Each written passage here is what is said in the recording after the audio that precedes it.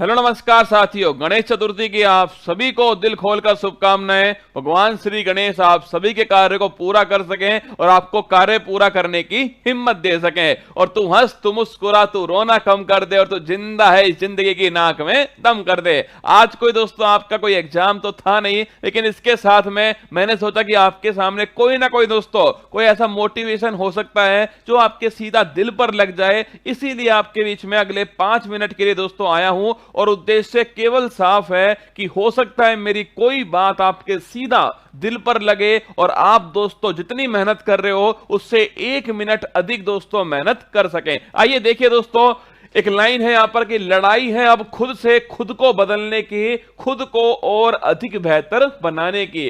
अब लड़ाई दोस्तों केवल और केवल खुद से है, किसी और से लड़ाई नहीं है। ध्यान रखना, आपका कंपटीशन केवल और केवल आपसे है। आपका जो बीता हुआ कल है उससे आपका कंपटीशन है। आपको आज दोस्तों कल से बेहतर काम करना है। कल अगर आप 8 घंटे पढ़े थे, कल दोस्तों अगर आप 2 घंटे पढ़े थे, आज आपको 2 घंटा 1 मिनट से ऊपर पढ़ना है। कम से कम दोस्तों कल से बेहतर आपको करना है। कुल मिलाकर आपको खुद को खुद से बेहतर करना है। आपकी लड़ाई केवल और केवल आपसे है। अगर आपने मान ली तो आपकी हार होगी और अगर आपने ठान लिया तो आपको जीतने से कोई नहीं रोक सकता। एक और बड़ी प्यारी लाइन दोस्तों देखना आप सभी कि हिम्मत मत खोना, अभी बहुत आगे जाना है। उन्होंने कहा था तेरे बस का नहीं, अभी उन्हें ही करके दिखलाना है। जब लोग दोस्तों आपके हारने का इंतजार करें ना, वही समय होता है कर्तव्य दिखाने का। उस समय दोस्तों आप हार कर मत बैठ जाइए कि आप नहीं कर सकते। उस समय अपनी दोगुना शक्ति से काम कीजिए,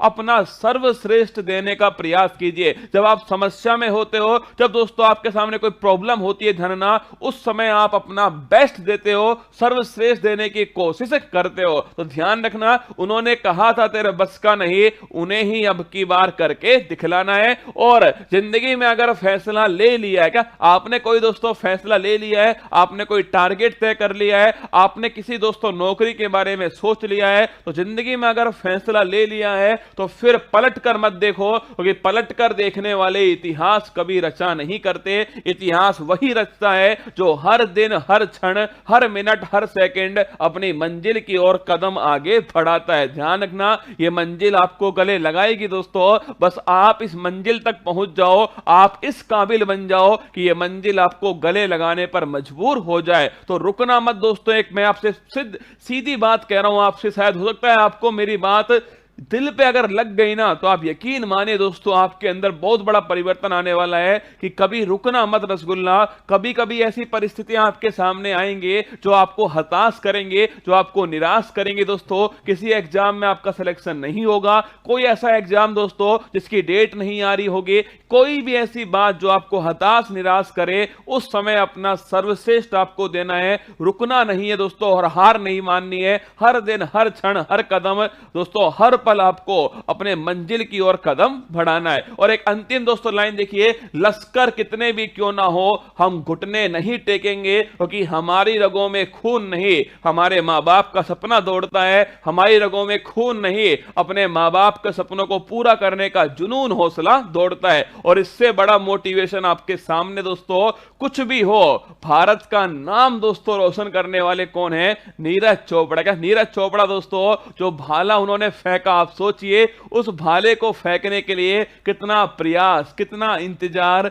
नीरज चोपड़ा ने किया। पर दोस्तों जैसे ही वो भाला उन्होंने पूरी ईमानदारी से फेंका, उसके बाद आप देखिए भारत का दोस्तों गर्व से सिर ऊंचा हो गया। तिरंगा दोस्तों हवा के झोंकों से नहीं, हमारी सांसों से लहराया। और नीरज चोपड़ा दोस्तों, उनके मां बाप, सोचिए आज कितना उन्हें गर्व होगा नीरज चोपड़ा के ऊपर। अपने पिता की फिक्र को फक्र में किसने बदला? नीरज चोपड़ा ने। तो आप भी कर सकते हैं। जब दोस्तों आप सोचिए, जब हर कोई एक दोस्तों 2 बच्चे की जो मां है वो विश्व बॉक्सिंग चैंपियनशिप जीत सकती है, अखबार बेचने वाले जो है दोस्तों वो भारत के राष्ट्रपति बन सकते हैं, मिसाइल मैन ऑफ इंडिया बन सकते हैं दोस्तों, एक दिव्यांग महिला माउंट एवरेस्ट को उसकी औकात दिखा सकती है, तो आप भी कुछ भी कर सकते हैं। You can do it. आप करके दिखलाओगे अब की बार। बस कुछ भी हो, हार मत मानना। लश्कर दोस्तों कितने भी क्यों ना हो, हो तुम घुटने मत टेकना, और क्योंकि तुम्हारी रगों में खून नहीं अपने माँ बाप का जुनून दौड़ता है।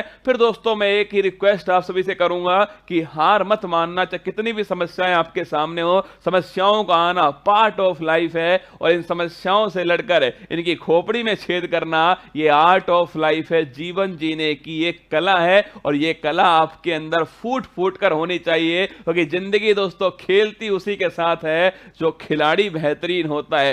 दर्द सबके एक से है, पर हौसला सबका अलग अलग है। कोई हताश होकर बिखर जाता है और कोई संघर्ष करके निखर जाता है। आपको संघर्ष करना है। ये जीवन दोस्तों, ये जो स्टूडेंट लाइफ है ना, ये दोस्तों समस्या नहीं, ये संघर्ष है। इस संघर्ष का आनंद उठाइए और दोस्तों इस मंजिल को इसकी औकात दिखाइए। हमारी तरफ से, पूरे उत्कर्ष परिवार की तरफ से आप सभी को ऑल दी बेस्ट। अभी उत्कर्ष परिवार दोस्तों आप सभी जानते हो 99.9 दोस्तों, मतलब कि केवल एक कदम दूर दोस्तों हम पहुंच चुके हैं। अब एक कदम और चलते ही आप सोचिए 1 करोड़ का सफर हम तय कर लेंगे। अगर दोस्तों जिस दिन उत्कर्ष ने अपना YouTube चैनल स्टार्ट किया उस दिन अगर सोचता कि 1 करोड़ का इतना लंबा सफर है कैसे उत्कर्ष तय करेगा, तो सोचिए कभी तय कर पाता, नहीं कर पाता दोस्तों। अकेले शुरू किया और धीरे धीरे दोस्तों एक परिवार जो है, जो हम पर विश्वास करता गया, उस परिवार ने हमको प्यार दिया।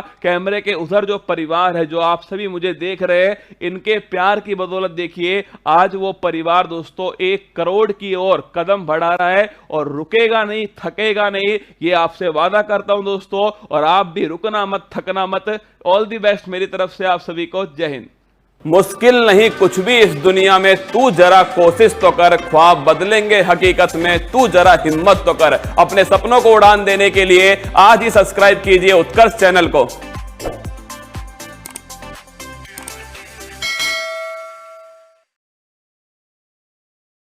अब जिंदगी एक ही है, और दिक्कत है कि उसी में प्रयोग करने हैं, उसी को जीना है। अस्तित्ववाद कहता है कि अपने जीवन के फैसले खुद करो। आप जो भी फैसला करेंगे उसके हिसाब से आपकी जिंदगी प्रभावित होकर रहेगी और अच्छा खासा असर पड़ जाएगा। और जब आप प्रयोग करेंगे यानी कि निर्णय करेंगे, तो हर निर्णय में गलत होने का खतरा तो है ही। निर्णय गलत सिर्फ इसलिए नहीं होता कि हमारा निर्णय करने का जो स्टेमिना है या क्षमता है वो कम है। कई बार सूचनाएं कम होती हैं, कई बार परिस्थितियां ऐसी होती हैं कि वो फैसला करना पड़ जाता है। और हमारे जीवन के बहुत सारे निर्णय ऐसे होते हैं जो गलत होते हैं। थोड़ा बहुत गलत तो हर निर्णय है, कुछ ज्यादा गलत हो जाते हैं।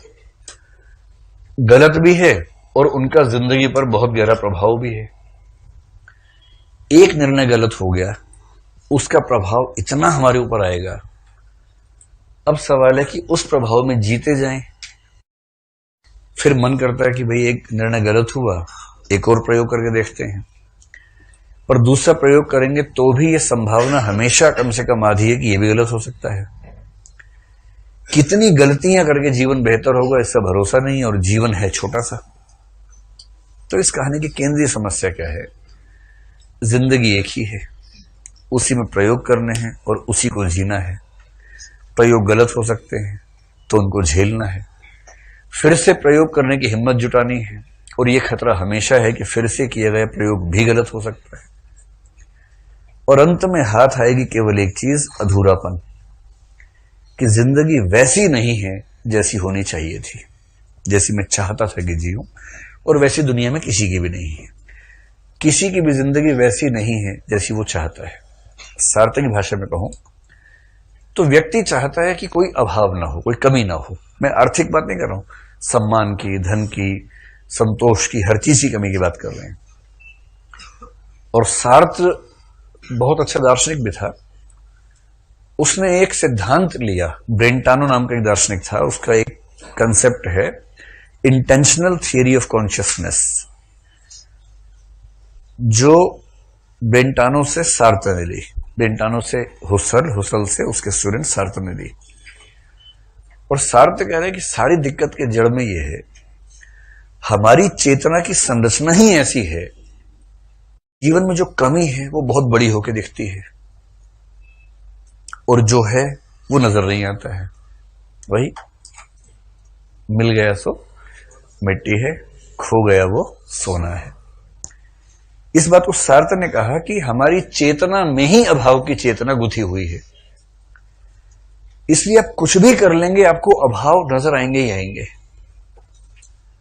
अंतर सिर्फ इस बात का कि किसी व्यक्ति को अभाव इस चीज का है तो किसी को अभाव उस चीज का है।